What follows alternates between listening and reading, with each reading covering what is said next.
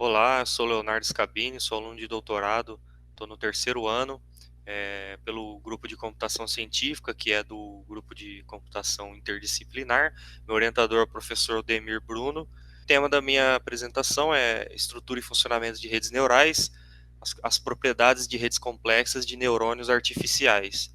Então esse tema ele não abrange, né, literalmente todo o meu doutorado, ele é meio que o cerne, né, eu delineei ele, é o cerne da minha pesquisa, define a ideia central, porque não daria para falar especificamente sobre tudo, né? Mas acho que vai dar para dar uma ideia geral da pesquisa. Então a gente estuda aí redes neurais artificiais através de redes complexas e também faz a integração entre essas duas áreas aí, tem bastante possibilidade de estudo, porque elas têm uma correlação bem alta aí entre os fundamentos e as aplicações. E o nosso foco é aplicações em visão computacional, né?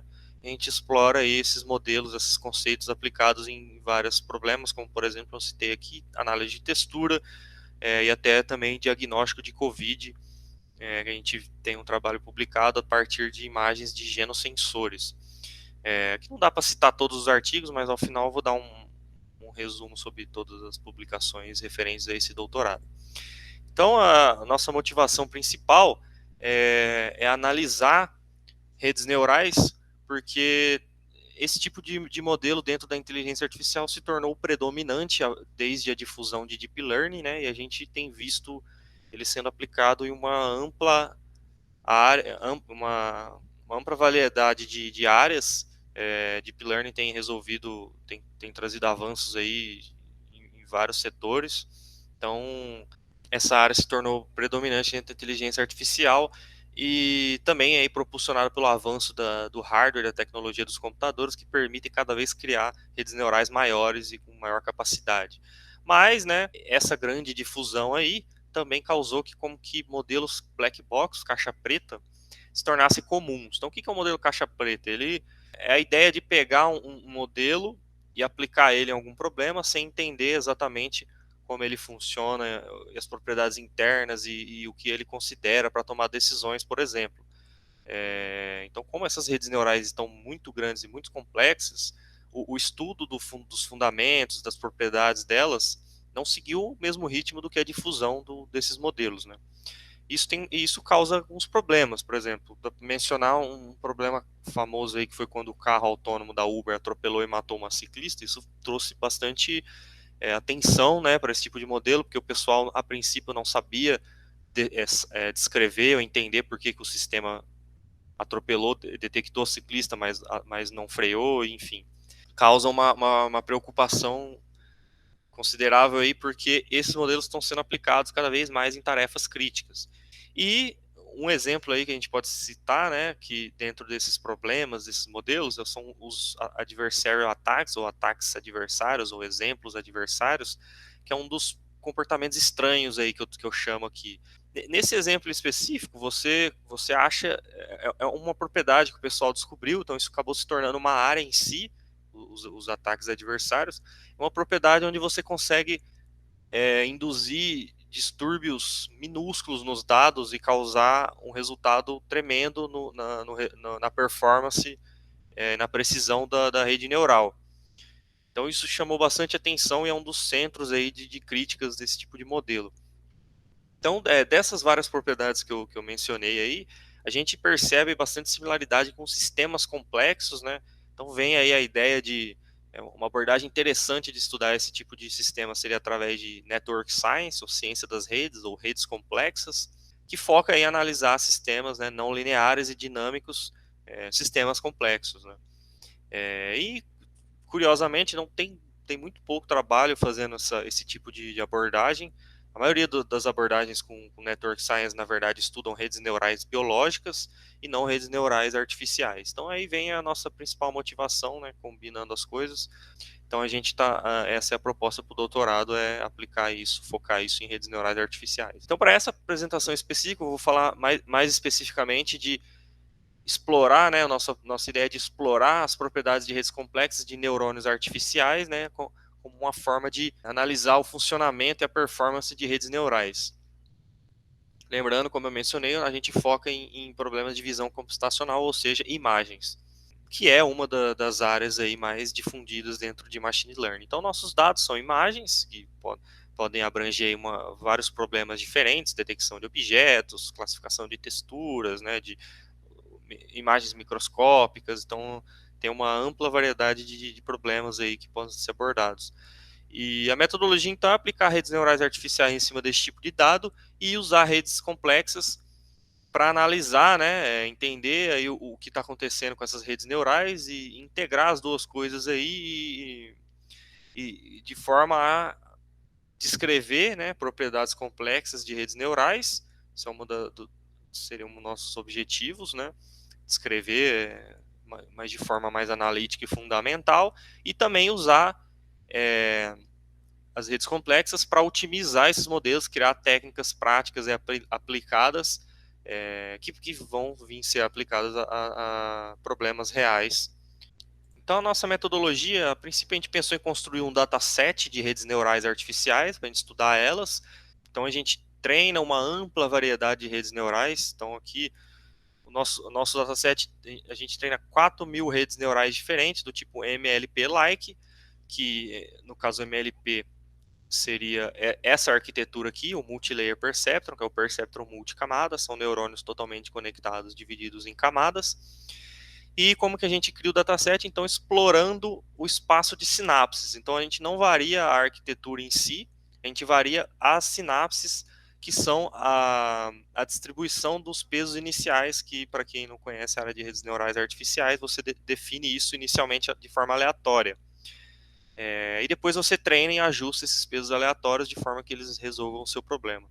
Então a gente treina esses 4.000 modelos por 30 épocas, então cada época é uma iteração de treinamento, e salva todos eles desde a inicialização aleatória. Isso nos dá um total de 124.000 modelos, então 31 vezes 4.000. Aplicado então em 4 tarefas de visão computacional diferentes, que são essas referentes a esses gráficos de baixo aqui, que são benchmarks conhecidos aí da literatura de visão computacional, né? Não vou entrar em detalhes neles. Então, se a gente juntar todos esses datasets, isso dá um total de 240.000 imagens. Então, são 124.000 redes neurais artificiais e 240.000 imagens que elas são treinadas em cima, e a gente salva tudo isso para usar na nossa análise e para também disponibilizar para trabalhos futuros aí. Então, visualizando essa rede neural como um grafo, né, como uma rede, visualizando todos os neurônios e arestas dela, a gente tem uma coisa parecida com isso aqui, né? Então, isso aqui eu plotei ela, né? Eu visualizei ela usando uma técnica que agrupa os neurônios com quantidade de conexões iguais. Então, basicamente, como cada camada vai ter uma quantidade de conexões única, ele agrupa aqui os neurônios pelas camadas. Então, só para a gente ter uma noção, né, do quão grande pode vir ser esse modelo, quantas sinapses, né, conexões ele pode vir a ter, que é exponencial à quantidade de neurônios, porque as camadas são totalmente conectadas. Então, dentro disso aqui, a gente consegue explorar as possibilidades de inicializações aleatórias de forma praticamente infinita, né?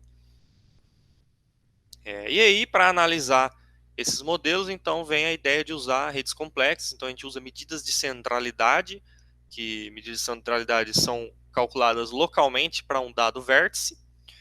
No caso, o vértice é o nosso neurônio.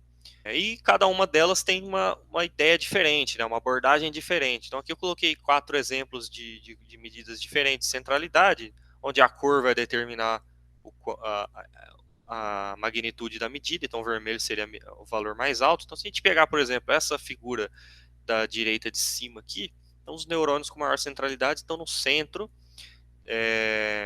Então, quer dizer que isso está caracterizando a importância desses vértices para a difusão da informação dentro da rede toda. Então, por outro lado, esse exemplo de baixo da direita, a gente estaria caracterizando grupos, né, densidade, né, agrupamento local dos vértices dos neurônios.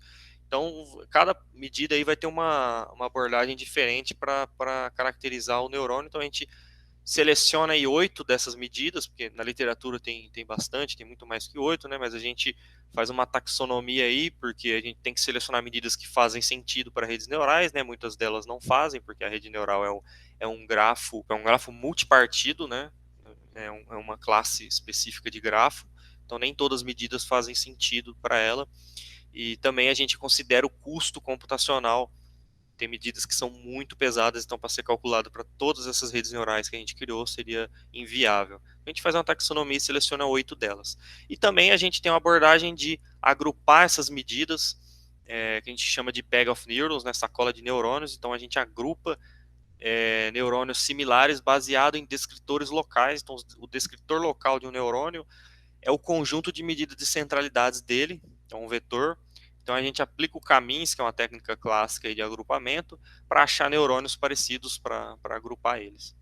E aí alguns resultados preliminares que a gente pode mencionar aqui, a gente já achou uma correlação aí muito forte entre a média de centralidade dos neurônios e a performance, que seria a precisão, né, a gente pode chamar também, da rede neural. Então esse gráfico aqui, a cor é a performance, que vai de 0 a 1, que é a acurácia de teste, e cada bolinha seria uma rede neural, né? Então o eixo Y é a média de dessa medida de centralidade para a primeira camada escondida da rede, e o eixo Y é a média da segunda camada escondida. Então a gente tem essa distribuição, e a gente consegue ver que separa aí muito bem, né? Entre os modelos, a gente tem alguns pontos aí que se misturam, mas de forma geral a gente vê uma tendência aí muito forte entre relacionando, né, correlacionando centralidade com performance.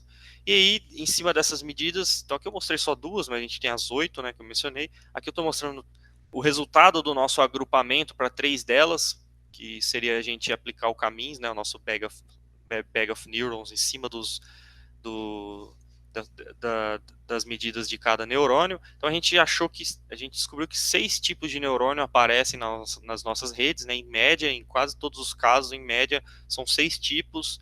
E eles têm aí características interessantes que a gente analisou mais em detalhes depois. Elas se relacionam aí de uma forma meio complexa com as outras medidas. Então essa ideia de fazer o Bag of Neurons é exatamente para analisar a combinação de todas as medidas de uma forma mais intrínseca. E aí, olhando a distribuição desses tipos de neurônios, então, dado uma rede neural, a gente calcula quantos neurônios de cada tipo ela tem e plota essa distribuição, que seria essa figura 5. Olhando para isso e separando as redes pela performance, então aqui eu separei em três tipos de redes, né? As que têm o pior performance são as vermelhas, as que têm a performance em torno da média são as azuis, e as melhores são as verdes. Então a gente vê que a distribuição dos tipos de neurônio aí separam muito bem esses tipos de rede neural. E a gente viu também que as redes ruins, né, vamos chamar assim, elas tendem a ter uma distribuição mais uniforme, né, que remete mais a uma rede aleatória, uma rede que não aprendeu, vamos dizer assim. Enquanto que as redes boas, as verdinhas, ela tem uma distribuição mais complexa. Então, os nossos resultados aí, eles mostraram, então, tem mostrado padrões bastante interessantes, padrões de redes complexas, emergindo aí independentemente, com uma ampla variedade de redes neurais, né, com uma ampla variedade de inicializações aleatórias, e a gente consegue relacionar isso diretamente com a performance da rede. Então, a ideia aqui, isso aqui abre várias portas para desenvolver métodos melhores, né? Então, a gente descrevendo essa estrutura complexa da rede neural, a gente consegue criar, né, propor heurísticas para melhorar a criação, o treinamento e etc. Né? Então é isso que eu tenho para apresentar desses resultados da minha pesquisa. Queria agradecer então a FAPESP e o CNPq pela bolsa de doutorado e a NVIDIA também, que fez doação de placas de vídeo para o nosso laboratório, que ajuda muito a fazer a pesquisa com essa grande quantidade de redes neurais e redes complexas. Coloquei esse último slide aqui para complementar, que, como eu mencionei, não dá para a gente cobrir toda a pesquisa de doutorado nessa apresentação de 15 minutos. Então, eu publiquei desde o início do meu doutorado já 11 artigos, né, em várias áreas aplicadas, aí, como eu mencionei, a gente aplica em visão computacional, em outras coisas, explorando os conceitos que eu apresentei, né, e em vários problemas diferentes. Bom, é isso e obrigado pela atenção.